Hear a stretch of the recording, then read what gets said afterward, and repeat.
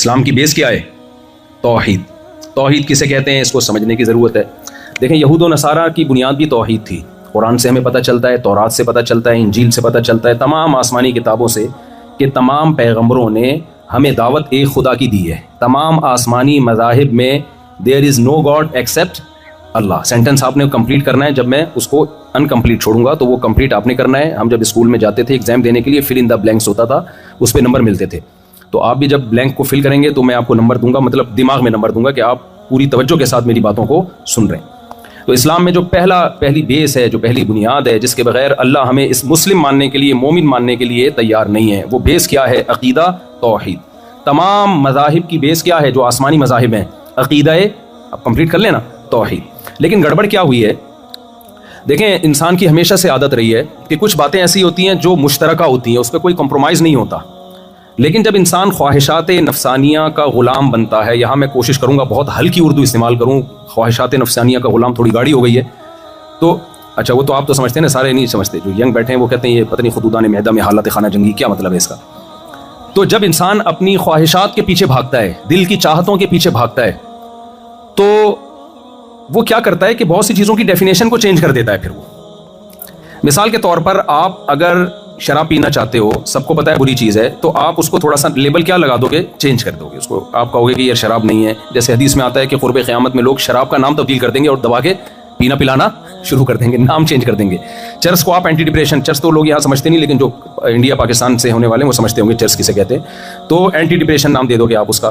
تو اسی طرح خوب اچھی طرح سمجھیں کہ لوگوں نے کیا کیا کہ بہت سے جب مذہبی اسکالر نے جب دیکھا کہ عقیدہ توحید جو قرآن و سنت نے یا تورات اور انجیل نے بیان کیا ہے، اس توحید کے لفظ سے تو لوگوں کو محبت ہے، توحید کے لفظ سے لوگ دستبردار ہونے کے لیے تیار نہیں ہیں. لیکن آپ کو پتہ ہے مارکیٹ میں پرانی چیزیں نہیں چلتی، مارکیٹ میں ہمیشہ کیا چلتی ہے؟ مجھ سے بول لینا، نئی چیز. جب بھی کوئی نئی چیز مارکیٹ میں آئے گی تو اس کے خریدار بہت ہوں گے. تو عقیدہ توحید نیا نہیں ہے، یہ آدم علیہ السلام کے زمانے سے چلا آ رہا ہے. یہ کہاں سے چلا آ رہا ہے؟ ڈارون کی نظر میں بندر سے چلا آ رہا ہے، ہماری نظر میں کہاں سے چلا آ رہا ہے؟ آدم علیہ السلام کی. تو آدم علیہ السلام سے عقیدہ توحید چلا آ رہا ہے اور اس کی ڈیفینیشن بھی سیم ہے. اب ہوا یہ تھا کہ جب یہ عقیدہ توحید بیان کیا جاتا تو اس میں اٹریکشن ظاہر ختم ہو گئی. تو کچھ لوگوں نے کیا کیا، یہود و نصارہ میں کچھ یہود نے، کچھ عیسائیوں نے، زیادہ کام یہ عیسائیوں نے کیا. انہوں نے ایک نئی چیز مارکیٹ میں لائے کہ حضرت عیسیٰ ابن مریم وہ اللہ کے بیٹے ہیں. تو ظاہر ہے ایک نئی چیز جب مارکیٹ میں آئے گی تو لوگوں کے کان کھڑے ہوں گے نا. تو لوگ سارے ادھر آنا شروع ہو گئے. پھر انہوں نے اس پہ کتابیں لکھی اور وہ ایک پورا عیسائیوں کا فرقہ بن گیا. بھائی یہ تو توحید کے خلاف ہے. انہوں نے کہا نہیں بھی توحید میں یہ کہاں ہے کہ کوئی اللہ کا کوئی بیٹا ہے یا نہیں، خدا تین بھی ہیں ایک بھی ہے. بہرحال وہ جو انہوں نے پوری کتابیں لکھی، کتابوں کی کتابیں سیاہ کر دیں اور تسلیس کا جو عقیدہ ہے یہ عیسائیت کا حصہ بن گیا. تو نبی صلی اللہ علیہ وسلم نے فرمایا یہود و نصارہ نے جس ٹریک پہ یہود و نصارہ چلے ہیں نا، میری امت بھی اس ٹریک پہ چلے گی. صحیح حدیث ہے یہ. فرمایا یہاں تک کہ ان میں سے کوئی اگر کسی گوہ کے بل میں گھسائے تو یہ امت بھی ان کی اتباع میں گوہ کے بل میں گھسے گی. یہ مثال دی ہے کہ انسان کسی بل میں رہ سکتا ہے. بولے نا بھائی، ہم بجلی کے بلوں میں رہ رہے ہیں، ہمارا حوصلہ ہے. لیکن بل جو سانپ بناتا ہے بل، کوئی انسان گھس سکتا ہے اس میں. لیکن آپ صلی اللہ علیہ وسلم نے فرمایا پچھلی امتیں نے اگر کوئی الٹا کام کیا نا تو تم بھی کرو گے. لیکن اس امت میں ایک نبی صلی اللہ علیہ وسلم نے خوشخبری سنا دی کہ پچھلی امتیں پوری گمراہ ہوئی ہیں، میری امت لا تجتمع علی ضلالہ، پوری امت کبھی بھی گمراہی پہ جمع نہیں ہوگی. تو کچھ لوگ غلط ہوں گے تو صحیح لوگ بھی ہمیشہ رہیں گے. تو یہود و نصارہ میں کچھ گڑبڑیں ہوئیں، لیکن وہی گڑبڑیں ہماری امت میں، اس امت مسلمہ میں بھی پیدا ہوئیں. مگر ان گڑبڑوں کے خلاف رد کرنے والے بھی کہاں پیدا ہوئے؟ اسی امت میں. تو وہ گڑبڑیں کیا پیدا ہوئی ہیں؟ جیسے یہود و نصارہ میں عیسائیوں نے خاص طور پر عیسیٰ کو اللہ کا بیٹا بنا کے بھی کہا کہ ہم توحید پرست ہیں. ایسے ہی میرے بھائی مسلمانوں میں بہت سے لوگ ایسے پیدا ہوئے جنہوں نے معبود کا مفہوم ہی لوگوں کے دلوں میں غلط بٹھا دیا اور کہا کہ وہ شرک کرنے کے باوجود کہا کہ ہم ایک خدا کو مانتے ہیں. وہ کیسے گڑبڑ ہوئی ہے؟ پہلی بات انہوں نے کہا کہ دیکھو بھائی، انہوں نے کہا کہ اللہ کے علاوہ بھی مدد طلب کرنا جائز ہے. بازاروں سے بھی مدد مانگ سکتے ہو، نبی سے بھی مدد مانگ سکتے ہو، فرشتوں سے بھی مدد مانگ سکتے ہو. جب اس سے کہا گیا بھائی ایاک نعبد و ایاک نستعین، قرآن تو ہم سے دن میں 5 دفعہ یہ معاہدہ کرواتا ہے، اے اللہ ہم تیری ہی عبادت کرتے ہیں اور ہم تجھ ہی سے مدد طلب کرتے ہیں. تو پھر آپ کسی اور سے مدد کیوں مانگ رہے ہو؟ کیوں کہہ رہے ہو یا علی مدد، یا رسول اللہ مدد، یا غوث آدم مدد، اور مزاروں پہ جا کے سردے کر کے قبروں کو کیوں پکار رہے ہو آپ؟ تو انہوں نے کہا بھائی ہم خدا کو تو ایک ہی مانتے ہیں. اللہ کتنے ہیں؟ دیر از نو گاڈ ایکسیپٹ اللہ. ہم کب کہہ رہے ہیں کہ یہ معبود ہیں، یہ خدا ہیں؟ ہم کب ان کی عبادت کر رہے ہیں؟ تو ان سے کہا جاتا ہے بھائی دعا مانگنا بھی تو ایک عبادت ہی ہے. انہوں نے کہا کس نے کہا؟ کون سی ڈکشنری میں لکھا ہے کہ دعا مانگنا عبادت ہے؟ تو ہم نے کہا بھائی قرآن کہتا ہے وَمَن يَدْعُ مَعَ اللَّهِ إِلَٰهًا آخر، جو اللہ کے علاوہ کسی اور کو پکارے گا اس کا انجام اچھا نہیں ہے. إِيَّاكَ نَعْبُدُ وَإِيَّاكَ نَسْتَعِينُ، ہم تجھ ہی سے مدد طلب کرتے ہیں. تو یہ تو قرآن بار بار کہہ رہے بھائی عبادت اور مدد کس سے ہوگی بھائی؟ حدیث میں آتا ہے دعا مخ العبادہ، دعا تو عبادت کا جزو اعظم ہے. عبادت کی سب سے بڑی قسم کیا ہے؟ بول لیں نا، دعا ہے. تو دعا عبادت ہی ہے. تو انہوں نے کہا بھائی دعا عبادت جب بنے گی جب ہم اللہ کے علاوہ کو پکاریں یہ سمجھ کے کہ یہ خود ہماری مدد کرتے ہیں. ہم کہتے ہیں کہ ہم ان کو پکاریں گے، اللہ نے ان کو اختیارات دیے ہوئے ہیں. جیسے حکومت اختیارات بانٹتی ہے نا، دیکھو پاکستان میں پانی کا وزیر الگ ہے جس کا کام ہے پانی نہیں دینا، یعنی سوری دینا. گیس کے وزیر، سوئی گیس کے وزیر الگ ہے نا، جو بھی مختلف، مجھے تو وزارتوں کی پوری قسموں کے نام نہیں آتے. گٹر کے ڈھکنوں کے وزیر الگ ہیں. جتنے زیادہ وزیر ہیں اتنے ہی مسائل کھڑے ہوتے ہیں. لیکن خیر یہ تو دنیا میں ہوتا ہے نا. لیکن وہ کہتے ہیں دیکھو بھائی اللہ تعالیٰ نے اپنی طاقت اور قدرت سے پیغمبروں کو بھی کچھ اختیارات دے رکھے. یہ تو اللہ کے پاس ہے بھائی. اللہ کہتا ہے بھائی میں نے اولاد دینے کا اختیار فلاں کو دے رکھا ہے، میں نے جاب دینے کا اختیار فلاں کو دے رکھا ہے، میں نے فلاں کو اختیار فلاں کو دے رکھا ہے. تو اللہ اگر کسی کو اختیار دے دے تو ہم اللہ کو مانگیں یا اس سے مانگیں تو اس سے کوئی فرق نہیں پڑتا. تو خوب اچھی طرح سمجھ لیں یہ وہی گڑبڑ ہے جو کس نے کی تھی؟ یہود و نصارہ نے اپنے دین میں کی تھی. اللہ کہتا ہے میں نے اپنے اختیارات کسی کو، منہ سے سینٹینس کمپلیٹ کریں، ٹائم کا مقابلہ سخت ہے، دھوپ میں بیان ہو رہا ہے تو آپ کو ذرا میرا ساتھ دینا پڑے گا، پکا کر کے جا رہا ہوں نا سبق میں. تو اگر توحید ہی ڈھیلی ہے تو پھر آگے تو پروگرام بڑھ گیا. اسلام کا پروگرام شروع سے ہی کیا ہو گیا؟ برباد ہو گیا. تو عقیدہ توحید پہ کوئی کمپرومائز نہیں ہے بھائی. تو عقیدہ توحید میں بھائی قرآن کہتا ہے میں نے اختیارات کسی کو بولو نہیں دیے. مشرکین جو بتوں کے بارے میں عقیدہ تھا نا، ہم جب مشرک سے پوچھتے ہیں کہ یار ان پتھروں کے بنے ہوئے بتوں کو تم خود اپنے ہاتھوں سے بناتے ہو تو یہ تمہاری بگڑی کیسے بنائیں گے، یہ تمہاری حاجتوں کو کیسے پورا کریں گے؟ تو وہ جواب میں کیا کہتے ہیں؟ اتنی سینس تو ان میں بھی ہے کہ یہ کیا کر سکتے ہیں. وہ کہتے ہیں یہ خود نہیں کرتے، ان کو اختیارات کس نے دیے ہیں؟ اللہ نے دیے ہیں. اصل تو بھگوان وہ ہے جو آسمانوں پہ ہے، اصل تو وہی ہے، لیکن اس نے ان کو اختیارات دیے. اللہ کہتے ہیں میں نے کسی کو اختیارات نہیں دیے. اس شرک کی قرآن میں نفی ہے. ٹائم چونکہ کم ہے تو میں وہ آیتیں پڑھ کے سناتا کہ قرآن نے جو نفی کی ہے نا اسی شرک کی ہے، کیونکہ دو خداؤں کے مشرکین بھی قائل نہیں تھے. مشرکین کب کہتے تھے کریٹر دو ہیں؟ وہ کہتے ہیں بھائی ایک کریٹر ہے. وَلَئِن سَأَلْتَهُمْ مَنْ خَلَقَ السَّمَاوَاتِ وَالْأَرْضَ لَيَقُولُنَّ اللَّهُ. قرآن کہتا ہے جب ان سے پوچھا جاتا ہے خالق کون ہے، وہ سب بیک زبان ہو کے کہتے تھے کون ہے؟ اللہ. ہندو بھی کہے گا کون ہے؟ اللہ. سکھ بھی کہے گا کون ہے بھائی؟ اللہ. عیسائی بھی کہے گا کون ہے؟ اللہ. وہ نام انہوں نے چینج کر کے رکھے ہوئے لیکن کریٹر ایک ہی مانتے ہیں سب. تو کریٹر کو ایک ماننے سے آپ توحید پرست نہیں بن جاتے. آپ کو یہ ماننا پڑے گا کہ میرے سارے مسائل کا حل صرف اور صرف اور صرف کس کے پاس ہے؟ اللہ کے پاس ہے. یہاں جلدی جلدی سپیڈ میں ہو چکے میں. ایک اور اشکال بعض حضرات پھر اس پہ ایک اشکال اٹھاتے ہیں بھائی کہ اگر اللہ کے علاوہ کسی سے مدد مانگنا حرام ہے تو پولیس سے کیوں مدد مانگتے ہو؟ اب دیکھو سیکورٹی گارڈ ہے نا، مدد لے رہے ہیں ان سے، بھائی دائیں بائیں سے کوئی ایسی حرکت کرنے کی کوشش نہ کرے جو کینیڈا میں آپ کے وقار کے خلاف. تو سیکورٹی گارڈ ہو گئے نا، مدد طلب کی نا ہم نے سیکورٹی گارڈ سے. بھائی ہم جب سیلاب میں ڈوب رہے ہوتے ہیں پولیس سے مدد طلب کرتے ہیں، غوطہ خوروں سے مدد طلب کرتے ہیں، بیمار ہوتے ہیں ڈاکٹروں سے مدد طلب کرتے ہیں. تو جب ڈاکٹر آپ کی مدد کر سکتا ہے تو پیغمبر کیوں نہیں کر سکتے؟ اور جو ہے وہ قبر میں بابا کیوں نہیں کر سکتے؟ تو خوب سمجھ لیں there are two types of help. مدد کی کتنی قسمیں ہیں؟ دو.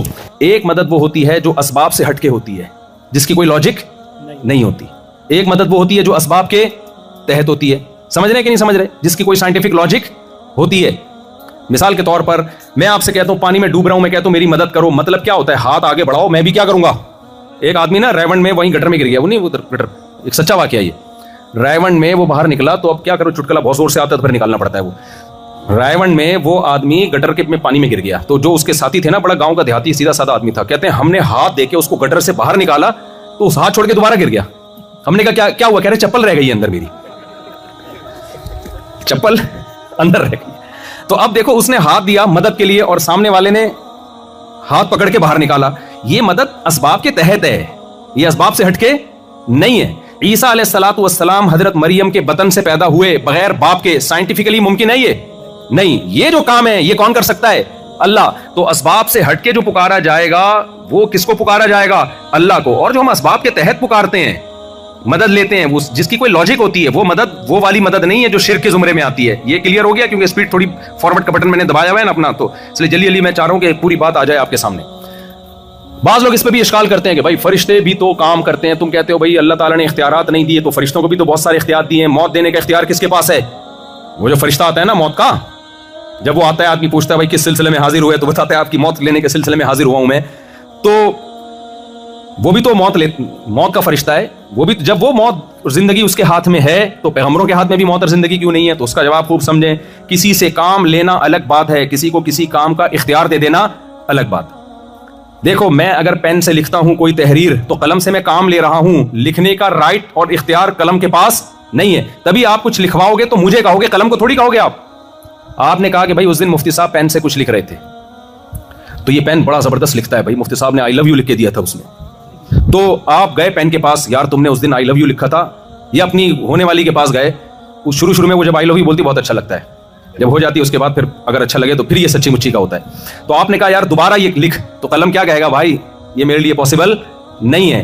آپ کو یار اس دن تو نے لکھا تھا، بھائی لکھا میں نے نہیں تھا، کاتب جو رائٹر ہے اس نے لکھا تھا، لکھنے کا کام مجھ سے لیا تھا، لہذا پکارا رائٹر کو جائے گا، قلم کو پین کو نہیں پکارا جائے گا۔ سمجھتے ہو کہ نہیں سمجھتے؟ تو اللہ فرشتوں سے بعض دفعہ کام لے لیتے ہیں، اور خضر علیہ السلام سے بھی اللہ نے کچھ کام لے لیے، لیکن کام لینا الگ چیز ہے، اختیارات کس کے پاس ہیں؟ اللہ کے پاس۔ لہذا عزم کرو کبھی بھی اللہ کے سوا اپنی دعاؤں میں حاجتوں میں کسی کو کبھی بھی ہم نہیں پکاریں گے۔ اچھا ایک چیز شرک تو نہیں ہے لیکن شرک کی طرف لے کے جاتی ہے، کوئی بھی کام جو آپ illogical کرتے ہو نا وہم اور توہمات کی بیس پہ، کیونکہ شرک بھی ایک وہم ہے نا، بھائی پتھر کا بت بنا دیا آپ نے، فرض کر لیا کہ اللہ نے اس کو اختیار، کہاں سے فرض کر لیا بھائی؟ اس کی دلیل کیا ہے آپ کے پاس؟ ہو سکتا ہے مے بھی، سمجھ رہے ہیں؟ تو فرضی دنیا میں سے اسلام ہمیں کیا کرتا ہے؟ پورا اشارہ کر کے بتا رہا ہوں کیا کرتا ہے، پھر بھی نہیں نکالتا ہے نا باہر فرضی دنیا سے اسلام ہمیں۔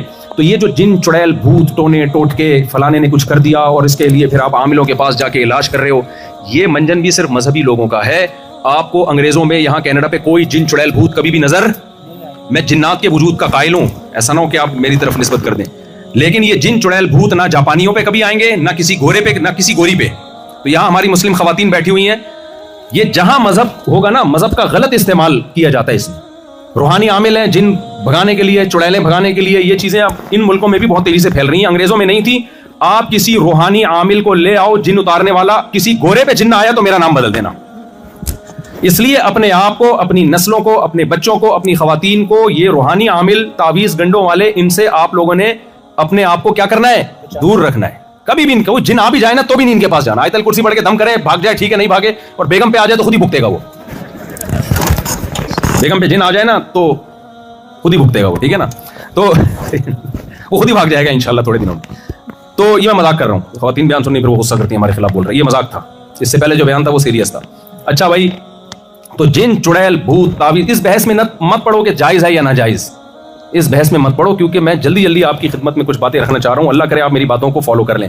کبھی بھی اس چڑیل بھوت کے چکر میں بولو نہیں آنا، زندگی خوشیوں کی گزرے گی، کبھی جن چڑیل بھوت قریب بھی نہیں پھٹکے گا، یہ آتا ہی انہی لوگوں کے پاس ہے جو ان چیزوں پہ یقین کرتے ہیں۔ ایک آدمی نے مجھے کہا میری آنکھیں ایک دم بیٹھے بیٹھے اندھی ہو گئی تھی، ایک عامل کے پاس گیا، اس نے دم کیا میری آنکھیں لوٹائیں، میں نے کہا اندھی ہوئی اس لیے تھی کہ جن کو پتا تھا تو اس عامل کے پاس جائے گا، تو اس نے کچھ کر دیا ہوگا یا تیرا وہم ہوگا۔ جن کو پتا ہوتا ہے نا یہ کبھی بھی روحانی چکروں میں پڑے گا ہی نہیں، تو جن اس پہ آتے ہی نہیں ہے۔ یہ میرے پاس کئی واقعات ہیں یہ سمجھانے کے لیے، لیکن ابھی ٹائم بہت کم ہے، اسپیڈ تھوڑی سی ہماری زیادہ ہے، تو عاملوں کے چکر میں کبھی بھی نہیں پڑنا۔ وہ اکثر میں ایک واقعہ سناتا ہوں، تو ایک صاحب نے مجھے کہا کہ میرا آدھا دھڑ فالج ہو گیا ہے نا، تو آدھا دھڑ ہی ہوتا ہے فالج، تو انہوں نے کہا کہ وہ کسی نے مجھے کہا کہ بابا کے مزار پہ جاؤ تو وہ ٹھیک کر دیں گے۔ میں نے کہا ان کے تو دونوں دھڑ کام نہیں کر رہے، تبھی وہ بیچارے خبر میں گئے ہیں، تو جس کے دونوں دھڑ کام نہیں کر رہے وہ آدھے دھڑ والے کا دھڑ ٹھیک نہیں کر سکتا، تو اپنے آپ کو اس عذاب سے کیا کرو، نکالو۔ خواتین بھی بیٹھی ہوئی ہیں، دیکھو یہ دماغ سے نکال دو کہ بہو نے ساس پہ کچھ کیا، جٹھانی نے فلاں پہ کچھ کیا، نہیں ہوتا، یہ اتنا ہلکا پھلکا کیس نہیں ہے۔ نبی صلی اللہ علیہ وسلم پہ جو جادو کا اثر ہوا تھا اس کی ایک وجہ تھی کہ لوگ آپ کو جادوگر کہتے تھے، تو اللہ نے ہونے دے دیا تھا صرف تھوڑا سا، ورنہ یہ جادو ٹونے ایسے نہیں ہیں بچوں کا کھیل کے کوئی بھی کسی پہ کر دے فوراً ہو جائے، یہ ہوتا انہی لوگوں پر ہے جو ان چیزوں پہ یقین کرتے ہیں، جو نہیں کرتے ان پہ کچھ بھی نہیں ہوتا۔ میں عاملوں کے خلاف 20-25 سال سے بول رہا ہوں، یہ جو جن چڑیل بھوت بھگانے والے جادوگر ہیں نا، آج تک میرا ایک بال بھی سفید نہیں کیا۔ داڑھی کے بال میرے کچھ سفید ہیں، وہ تو ظاہر ہے عمر کا تقاضا ہے، سر کے بال ابھی تک انہی کی مخالفت کی وجہ سے کالے ہیں، حالانکہ 50 سال میں آدمی کے سر کے بال سفید ہو جاتے ہیں، لیکن میں ان کی مخالفت اتنی کرتا ہوں کہ اللہ نے میرے بال سفید ہی نہیں ہونے دیے سر کے، اس لیے نہیں ہونے دیے کہ یہ بولیں گے ہم نے کیے ہیں۔ تو کچھ چیزیں جو ہے نا اللہ کی طرف سے ہوتی ہیں، یہ عامل کسی کا کچھ بھی نہیں بگاڑ سکتے۔ اپنی سوسائٹی کو آپ نے ان چیزوں سے بچانا ہے۔ یہ مذہب کی غلط تشریح کر رہے ہوتے ہیں، مذہب ان چیزوں سے آپ کو نکالتا ہے، ان چیزوں میں آپ کو انوالو نہیں کرتا۔ کوئی مسئلہ ہو سورہ فلق سورہ ناس پڑھ کے بس دم کر دیں، اس سے زیادہ آگے نہ جائیں ان چیزوں میں۔ تو یہ پہلی بات تو ہو گئی عقیدہ توحید، یہ کلیئر ہو گیا نا مسئلہ عقیدہ توحید کا۔